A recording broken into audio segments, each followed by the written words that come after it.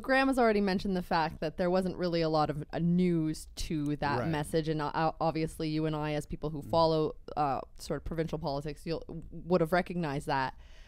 Maybe the average person didn't, but we're still the people reporting the message. Should she have given Albertans something more to grab onto in that address? Well, I would have liked to have seen a little bit more. I mean, when you book 15 minutes on 2 major networks at primetime hours, I kind of was hoping for kind of a bigger policy announcement or some more news in there.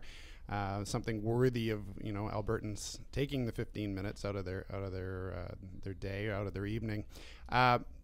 Now, there are rules, of course. They, aren't allowed to discuss details of the budget ahead of time, and so they may have felt that they couldn't have gone down that road too far.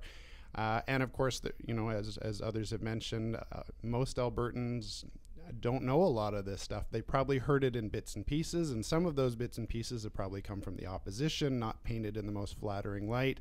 And so this was their opportunity to kind of put it all together in one package for people. But as Paula said, it came across really, really flat. It'd be interesting to see what the actual numbers were. You mentioned, that maybe it's not the best way to reach people. To me, it becomes a focus of the media's attention. We wrote about it this morning.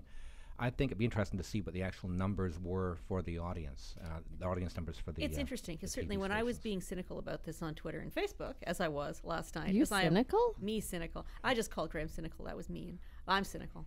But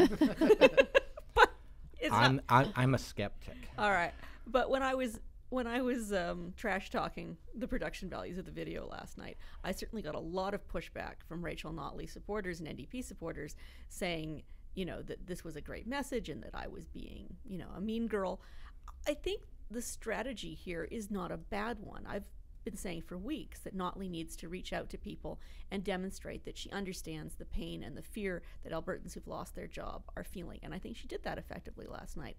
I think the other real strategic purpose of that message was to lower expectations within her own base about the budget. I mean, that was a clear message to NDP supporters that, look, the kinds of social investments you might have been hoping for, the kinds of salary increases for the public sector you might have been hoping for, that is not going to be happening. And that was a really important message for her to send out in code to her base so that she doesn't end up in that Bob Rae situation where, NDP supporters are outraged by the budget because it doesn't spend as much as they were hoping. She laid it out pretty plainly. Yeah.